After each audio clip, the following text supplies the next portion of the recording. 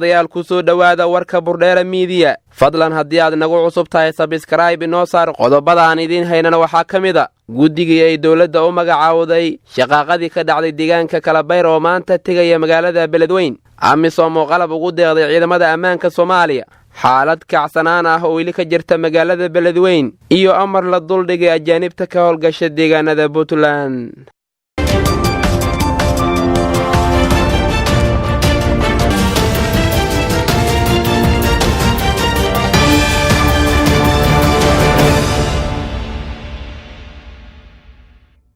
daawadayaal intaas maqasheen waa qaar kamid ah qodobada aan idin hayno haatan ku soo dhawaada warkii oo fidsan haddii aynu ku bilaawno guddigii dawladda Soomaaliya u magacaawday inay xal ka soo gaaraan shaqaaqadii ka dhacday deegaanka Kalabayr ee gobolka Hiiraan ayaa maanta tegaya magaalada Beledweyne madaxweynaha Soomaaliya mudane Maxamed Cabdullaahi Farmaajo ayaa shalay waxa uu guddi baaritaano ku sameeyay oo saaray dagaalkii ka dhacay deegaanka Kalabayr ee lagu dilay taliyihii qaybta booliska gobolka Hiiraan waxaana maanta ay tegayaan magaalada Beledweyne guddiga oo gudoomiye u yahay taliyaha ciidanka asluubta Soomaaliyeed Bashiir Maxamed Jaamac ayaa waxa qayb ka ah xeer ilaalinta maxkamadda ciidamada qalabka sida ee Soomaaliya waxa ay guddigaasi baaritaan dhab ah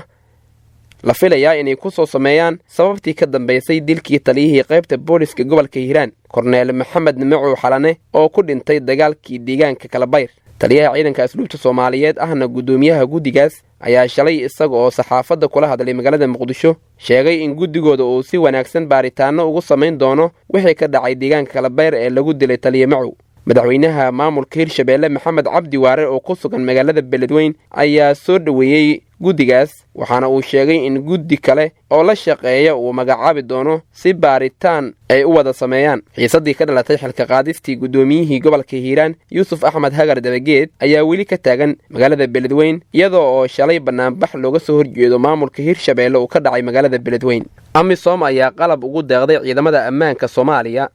howlgalka midowga Afrika ee Soomaaliya ayaa ciidamada ammaanka dalkeena ugu deeqay qalabka lagu kaydiyo cuntada iyo sahayda si kor loogu qaado awoodda ciidamada qalabkan oo loogu talagalay in lagu xadido heerkulka raashinka ay ciidamadu isticmaalaan xilliyada ay howlgallada ku jiraan ayaa waxa uu ka kooban yahay 6 kontaneer iyadoo 4 ka mid ah loo qorsheeyay militariga halka labada kalena lagu wareejiyay booliis wasiirka gaashaandhigga Soomaaliya Xasan Cali Maxamed ayaa uga mahadceliyay amisom deeqdan ciidan wuxuuna sheegay inay tahay mid ay baahi weyn u qabeen ciidamada in laga caawiyo kaydinta cuntada xilliyada ay ku jiraan dagaalada ka dhanka maleeshiyaadka al-shabaab taliyaha ciidanka booliska Soomaaliyeed Generaal Bashiir Cabdi Maxamed oo goobta ka hadlay ayaa isna uga mahadceliyay amisom taageerada joogtada ah ay u fidiso wuxuuna sheegay in aysan ahayn markii ugu horeysay ee howlgalka midowga Afrika ay caawiyaan balse ay sii wadi doonaan wakiilka midowga Afrika u qaabilsan Soomaaliya Francisco Mandera ayaa ciidanka xoogga dalka ku amaanay doorkii ay ku lahaayeen xureynta deegaanka Bariire ee gobolka Shabeellaha Hoose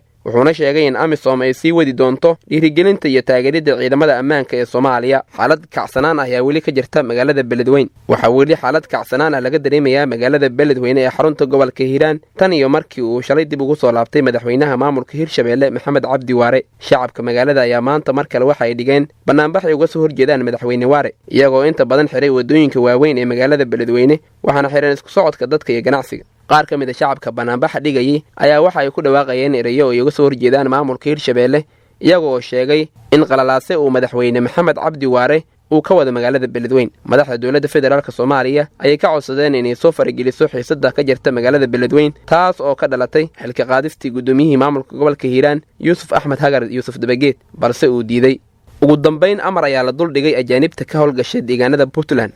dawlad goboleedka Puntland ayaa waqti kooban u qabatay inay isku soo diiwaan geliyaan shaqaalaha ajaanibta ee ku sugan deegaanada maamulkaas si loo hubiyo tiradooda saxda ah wasiirka wasaaradda shaqada iyo shaqaalaha Puntland ayaa shaqaalaha ajaanibta ku amray inay u hoggaansamaan shuruucda dalka isla markaana sida saxda ah ay isku soo diiwaan geliyaan waxa uu hadalkiisa intaas ku daray wasiirka in shaqaalaha ajaanibta la doonayo inay soo diiwaan geliyaan inta ka horeysa 30 bisha Juun ee sanadkan 2019 cidii is diiwaan geli weysana ay tallaabo ka qaadi doonaan cid allaale cidii isku diiwaan gelin weysa waqtigan u qabanay ee ajnabi ah wax shaqo ah kama qaban doonto deegaanada Puntland waana amar dawlo oo sharci ah cidii ka dhiga adeegta kama yeeli doono oo tallaabo sharci ayaan ka qaadi doonaa ayuu yiri wasiirka shaqada iyo shaqaalaha Puntland wasaaradda shaqada iyo shaqaalaha maamul goboleedka Puntland ayaa dhawaan waxa ay deegaanada Puntland ka celisay shaqaale ajaanib ah oo eedayn kala duwan loo jeediyay halka kuwa kalena loo diray warqad ay ku qoran tahay inay keenaan ruqsadda shaqaalanimo inkastoo aysan fulin awaamirtaasi. daawadayaal war wixii dalka iyo daafaha caalamka naga soo gaaray waa naga intaas. fadlan haddii aad nagu cusub tahay subscribe inoo saar si aad u hesho wararkii ugu dambeeyay oo xaqiiqda ku salaysan.